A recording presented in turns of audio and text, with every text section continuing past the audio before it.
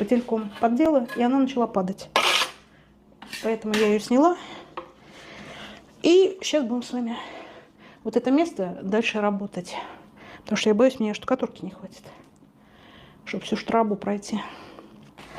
У меня вот тут вот был дефект. Я его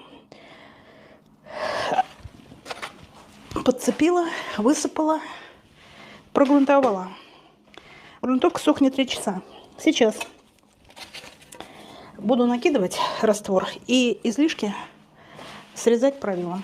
Вот так. Ставлю на существующую стену и вот так тяну.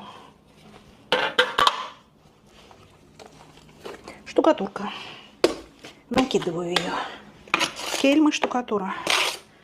В другую руку беру шпатель. Вы можете взять кельму,